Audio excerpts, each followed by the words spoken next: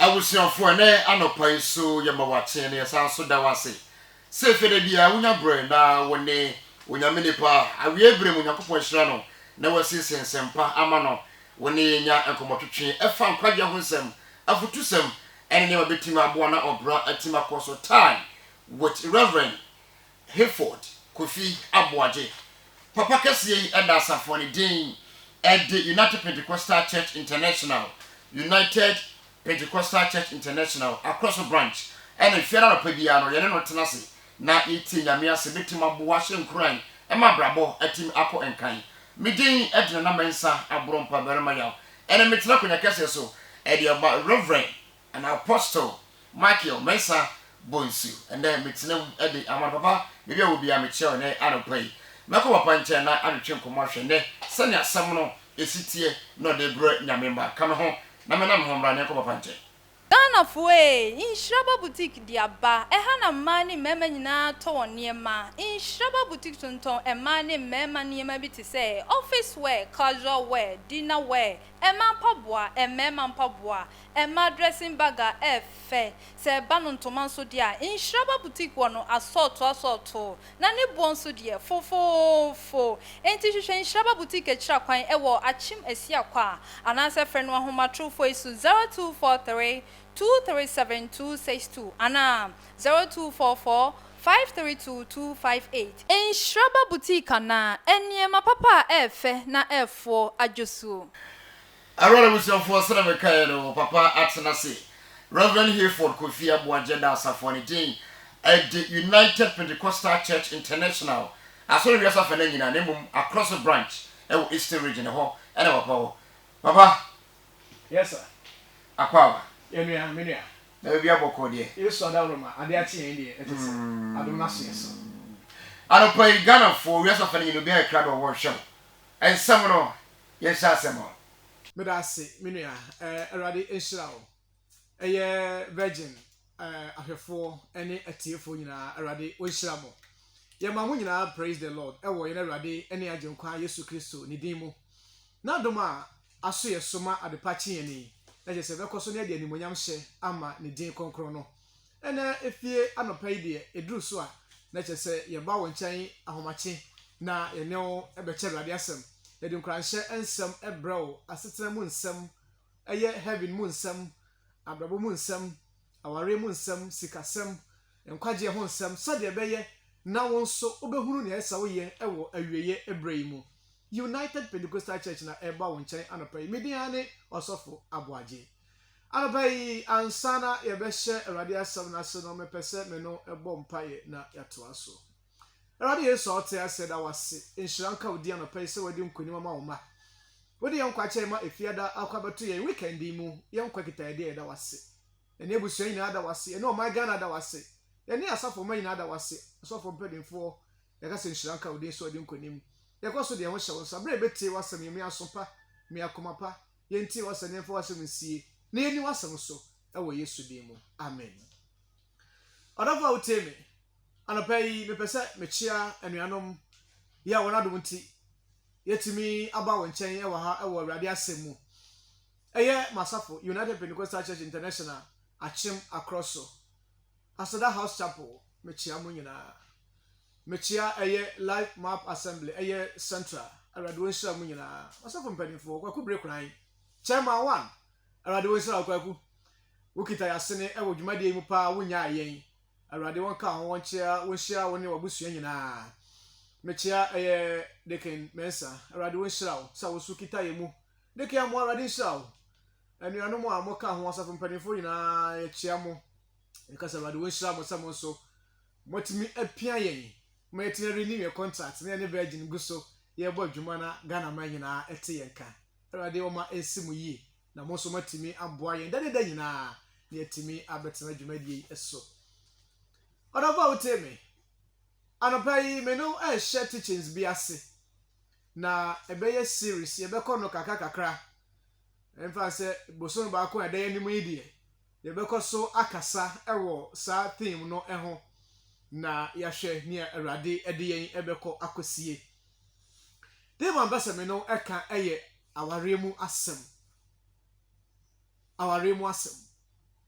theme no say so aware eye enshira anase eye adeso a.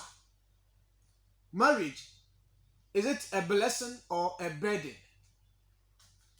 Marriage, is it a blessing or a burden? Yes, so ya ti aware, ya hu aware, ya ji aware, ya kwa aware bebre. Ya share binu aware so. Ya cancel binu mo aware mu. Ya share binu mu nkran wa aware mu. Wana aware wo fie, wana aware wa sori mu. Wana aware ewo kremosori dem mu, ni nyina ya aware. Na asembesa no enne modern Ghana no ene se so aware eye enshira anase aware ohoyi no eye adeso bi ana eda adasa eso. Topic a me no discuss na otwe anase bosomi mu nyina eno no aware so eye enshira anase aware eye adeso bi ana eda adasa etire so. Arafo sabi ayi na enimu no Nyankopon nyansa mu ne nenimdie mu no osiesie aware. Genesis chapter 2 no verse 18 no. Bible me ate ase se na Onyankopon ehunu se enye se onipa enko etena. Onyankopon ehunu se enye se onipa enko etena. Enti Onyankopon eye na adwene se obeye onipa ehokafo ana ne boafo e de amano. Esanse ohunu se Adam na setena no enwie mudie enti ohwe se obeye ne hokafo ana ne boafo e de ama no se beye a ono so na setena mu no na ne beje ana se obewie mudie enti me basa oti asese according to Bible no enye se onipa enkotena enti se onipa se wonyini duru mpempenso bi na wonware ya etese enye se wo yoba ana wo ye bema se woduru mpempenso bi na se wonware ya Bible se enye esanse oka se enye se onipa nko etena. It's not good for a man to be alone. So when you grow to maturity and you're not married, you should know that what you're doing is not good. Enti Nyankopon ehunu se enye se onipa nko etena no oye ne hokafo ema no. Na Bible say bra wode Eve ebeka Adam ho no Adam ani jeye na obo Nyankopon abaso se Awurade afena me se maye nipa wama me honam enampa no me kasa mu dompe wama me hokafo ankasa me hunu se obetumi aboa me e wasetene mu. Adam ani jeye Ebo nso ani jeye ohun se wo wura ba bi foforo ohun se wa babra ba foforo bi mu ohun se ne tirabre asesa na asam no ani se so aware eye adeso a anase eye nshira ema adasa ene ehu aware bebre na aware ne ehu no ese botaya ante Nyankopon de sese aware no enko no sania yehunu no sade bi no aware tie no enye sania Nyankopon ebo ne tirim ade sese aware no enti duru mre bi ana ama nipa esuro so bewura aware mu eduru bi na ama nipa ayam hyehye no na nadwene ensipi nadwene enyina faako se so ade a anuanum ete hoyi enti eye anasa enye tidum bi a ebinu timi enyine drum pempenso bi na wosuro so bewura ware mu enti aya na empratwe no ekoso kese esense onipa ebeware aya na ebinu ka se empratwe hoyi no edese na ware eno de ye ne won anya adwene ekwan bia so ne won ya adwene so a enye yie Empratwe etime nya de ensena ware sade Nyankopon esiesie no ene sade a anka wanka Adam ene Eve amom anka wanhyira wana ware so se wonkoso na wontena se Nyankopon nim ne nyansa mu no osiesie ware se aware be ye nhyira aware be ye neje aware ebema asomdwe aba enipa so tiremu aware ma stability aba enipa abrabo mu aware betimi establish enipa e wona setiremu aware ma enipa asiatim aware betia manipa ani aba no so amanipa ani ada ho e wo baabi e ogina ene baabi e woduru e wasetene mu but eneyi no because eto question ni ma say aware eye nsira ana say eyade so sami ayehunu aware afa e wo enemre mu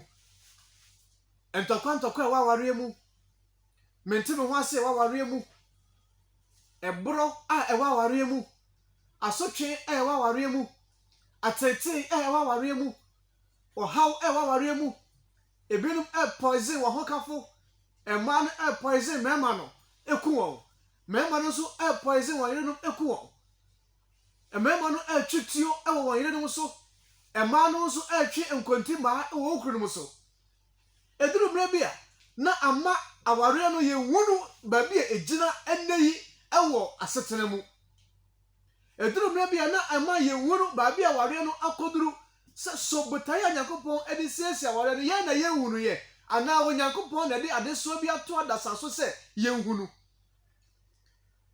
botaya na ye wunu ye ana Nyankopon na di amane bi ato nipa so se ye wunu aya so twe bi na wo Nyankopon edi twe yen ana wa ma yakoware ya enei aware no sane asia ye no anyina ne nan so sane Nyankopon asiesie ye no aya na areho abrezifo ja won yerenom aloya fo ja won yerenom atija fo ja won yerenom oman mu akandifo ya nke behwe won asua no wo ja won yerenom na wo kokota ensam egu ho na aya na aya areho na ne sese adasa ehunu se Satan wo ho no enema Nyankopon ye ya eye bia no Satan wo oposi enema ebebo adasa asetena mu enema bema enipa eni age na atwe adasa abaye Nyankopon no Satan wo soritia.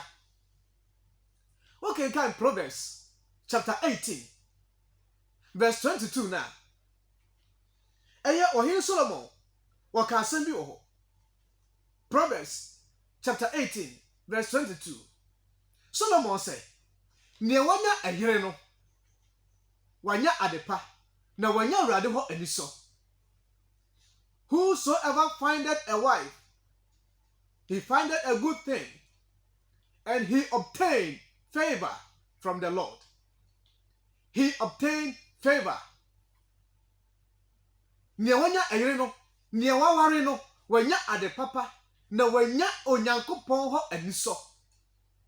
Echese aware ayadepa na adepa nyina so efi Onyankopon chai na eba eye nsira Onyankopon edi sira enipa enti obi aware a na esese ehunu se onyame ehira no sa obaba ana obaba ma ewura aware mu a na ewoso hunu se Onyankopon ehira no Onyankopon adom no asoro so Onyankopon do no ayekese awo na brabo mu na ade papa Nyankopon ye bia no Satan empese onipa enjoy to the fullest. Satan will always oppose. Satan will always go against. Satan will always go against the good thing that God has ordained for mankind. Anopai odofo me pese woni aba ho so na wo ti niam bebre ase na wo nu se Onyankopon wo ho no enema eye ema ye na wo ye na enema ye ma ye so Satan o makwan ema ye nya sa enema eye no Satan o makwan ema sa enepa no ema ye nchen akwan bia muda enti abre nyina no the confusion to the pantem so Satan oba nipa bra bomu a ade a wo ye ene se wo de ohaw eba aware mu na so de ohaw ba aware mu a wo hwese aware no confusion ebesi e wo aware na se. Na so confusion esi wa wale na senso a wale na nigye mamuda se oba ne be ma adwene anya baako a enya de nigye betumi aba wale num akwan bia soda na ya na ye ma yani enna ho ye hunu Satan na kwan ye hu Satan na adwene ye hu Satan trimupo a wo ema adasa efa wale mu a se wale basa wo fie ho ankura ni nyina ya basa asesa ya basa nyamesom ya basa abrabon sikasam ya basa asumdwe nyina esai e ofie ho because Nyankopon na nimonyam efiri efie ho ade a ye nhira wo siesieye ade a ya de pa wo siesieye no onipa amakwan ma Satan abamu so onipa makwan ma Satan abamu so anema ya basa e wo efie ho akwan nyina mu na me wo enema baako menu bia me pese me no eboso na wo huru enema Satan betumi ayene wo so ne obeye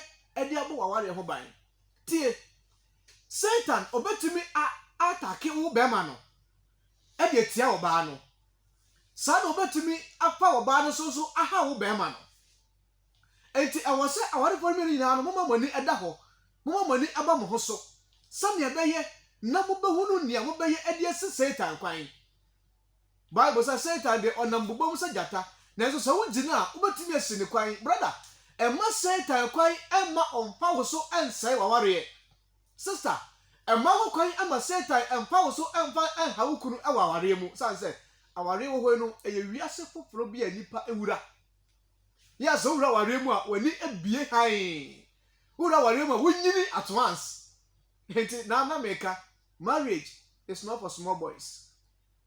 Marriage is for mature people. When I want you to wura aware mu no wo ha won ho wo de amane kese to wo ho so wo de wo ha kese to wo ho so ya nhwese obi aware nti wo so ko ware nyini awa adwene mu nyini awo entiase mu nyini awa akoma mu nyini awa asetere mu ansa na wakoware meka nyini we ya menka age meka maturity oraba oteme nimba ote ase na no Job chapter 2 no verse 9 no Satan eyusu Job yere Satan oyusu Job yere Job 2:9 Satan ekasa kire Job yere adwene sehwe baabi a wukuru gina yi sade wukuru ti hoi sade wukuru ayeyi nya sa na mo sa ase enti akoba sa bema no ayare na ontimi ene wonna na akoba sa ontimi amma kohoma biem na akoba sa ontimi enhwa wo biem na so batra wo sa ya ade a ene wo tra no ho ayeden enti ko na kwakasa kire na adwene kotunufo efubone sabe ya obetimi awu na wo ho atọ na obenya bema foforo bi a obeware ama wani age wabrabo mu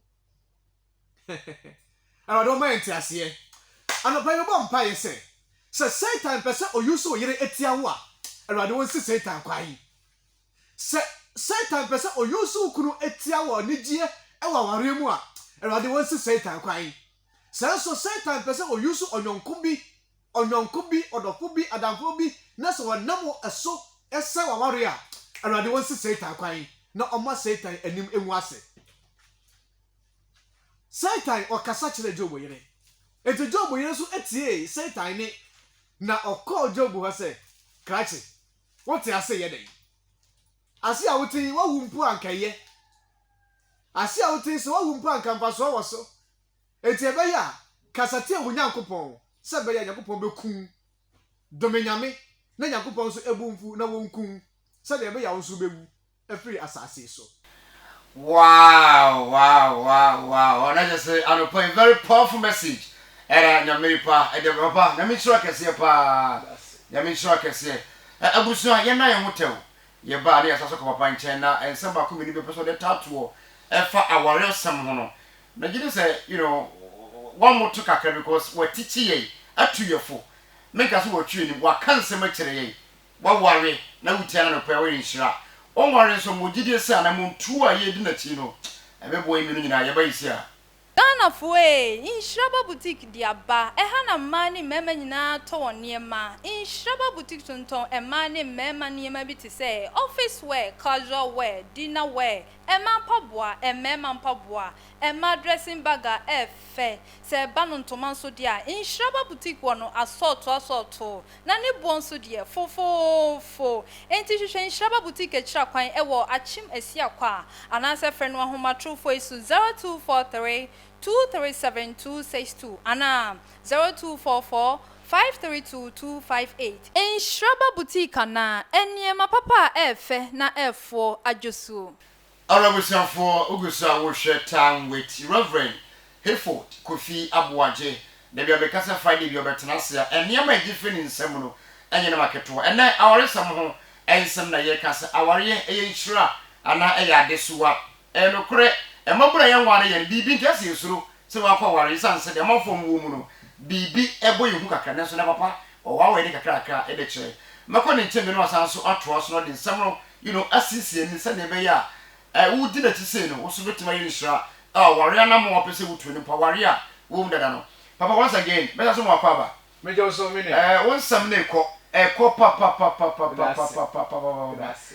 me won say now you are a counselor, you are a father, we teacher edoso tada roma sanso to asomai me da ase me nua atefo yesa chia wo bi na ese nyina ehu ne ati ase ne se eba ware mu a eya na your expectations are doso. We expect so many things, and sometimes we expect too much, just too much. Zono bi ene ma si eni so no ye hwema eboro so enti ura ware mu na so wa hunu saa na ama waba mu eye abu na ma wadwene eye asesa se na menim no saa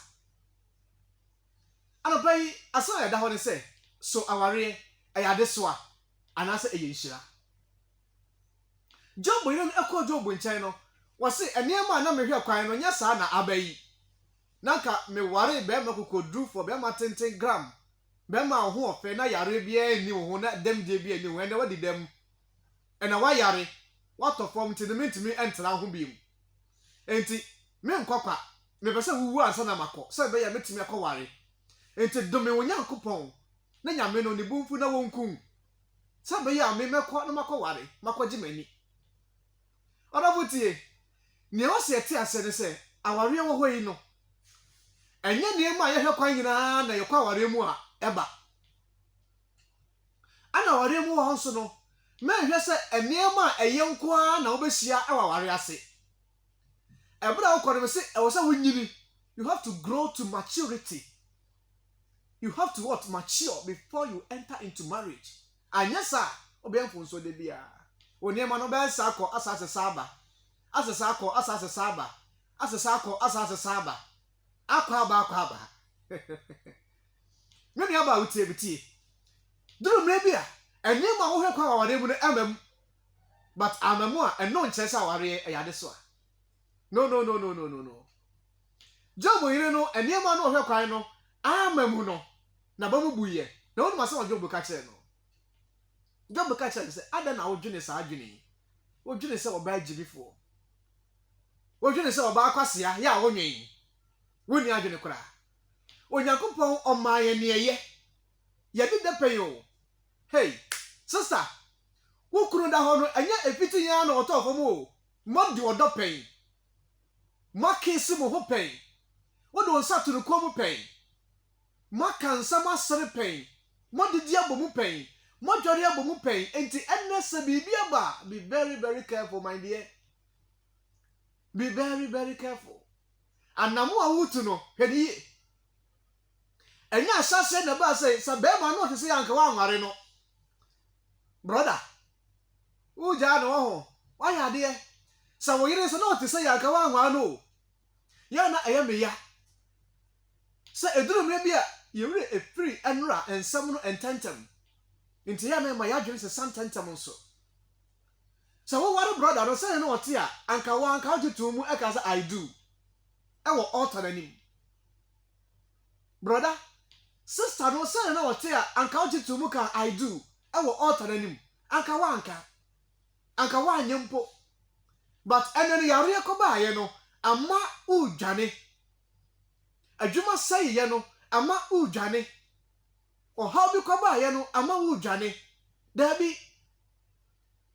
Brother tie, ye de enkai won hweso bebre sansa enema ebinum ade nkai akomu asetene mu no eye hweso ma ye but ene youth no ye nsua einum bia. O how ebinum akomu no anka ye hweso ma ye nanka awose aware no ye to ye bo ase na ye wura mu ewo ne kwan so ye to ye bo ase na ye bo ye ho ana ye wura mu ye to ye bo ase na ye nyi eduru mpempenso bi awadwen mu ana ye wura mu eduru bi ho se ye to ye bo ase na nyante ase ewo the whole subject matter the same yanke wura mu but ohuru se ne nkofo nyina ye ware aka wono nko a eno anya de ese ohwe ho ko ware brother wonu ware de mu. Yes, anya dia ehu but esa wotimiti ase say eduru mre bia ya rate ni ba. Eduru mre bia edem die timi ba mu. Beba se ape hukuru ne behema anya adwuma biem. Wodwene ya no ho. Sansa mudi ka twe mpra kakra na otimi ene edi agro wo mpemu ma wani gi ye no eno a na wodwene ho se beto so akosi da woni wo kyena asem. Say ya re betimi aba ma hukuru ne behema adwojo ya entime nya adwuma biem. Eno de wa anwene enti eno beto mu no bema no ho den ekọ fam no afei de wagene esesa brother wo yire no want say yo yare ekoba aye nti no wagene eya sesa wo ba no ho no that is a big mistake ese say uhuru say all tananimu no wo ka say owuo mo enkwa mo wo ka say yare mo ahoden mo wo ka say ohia mo sika mo wo bedi nachi wo ni betena ne nkwa da nyina na wagya ema aka nyina ho na wo so wagya mema aka nyina ho na odo ho akwa no afi ba de say na yare akoba wu dwane agya oba no ana bema no asambisa ni say so aware eye ensira ana say eye adeso a memre no ayetia enti mede wei amaw ene anapai sister dwene ho na dasane ye beto aso na say wo question bia so a ye be display me number no e wo screen so media no sofo aboaje United Pentecostal Church International ofra na boawo sania nyakopon de adom no me da wase. Hallelujah, hallelujah, hallelujah. Men kan say, Papa, God bless you. Amen. God bless you. Bless you too. Me yiri say wo hwe say ne brani so a enu nti na ye bom pa say number no wo screen so obetima frɛ sɛ obeto na mo akɔ ne nkyɛn ana o papa ɛyɛ mo nso wase na ntimi nya nkyɛ enka eni bɛgye pa because me kura me te ha na no pɛtwetwe nkomo no abie ma adwuma me nya ya ka na wonko na nso de bre na ye adwuma nti no odofo ment na ho na nka sɛ na papa ka sɛ de me de changes bi ba enu nkyerɛ sɛ you know I was saying ukowachi. Yes, papa. Sinto be ye expect say our bi betimi sa asiwom. Oh, I before no ya na ye ntai nka the negative side of anything in Chayama. Abre na na de beye yenko na ya yeka. Ya so for krampo so ya yeka ho. Okay. Tan bi e beye yenko na yeka. Okay. Enti ese akoba se anya yi a na nipa no akwa bi fufu. Na ba mu abu. Oh, okay. Enti e wose ye hunu sa wale na ye wura mu no. Bibia betimi asi abre bia. Okay. Actually, probably be sorry so. I don't know. Median so far, but you said you know. United Pentecostal Church International. That's what I say. As for the case, Mechia, your superintendent, national superintendent, a national chairman, Reverend David Intiamwa Ako, Accra, Dansumai, Better Temple, and pay awesome. Reverend Awuku, we are the vice, who are Tamale, where the Flame Chapel.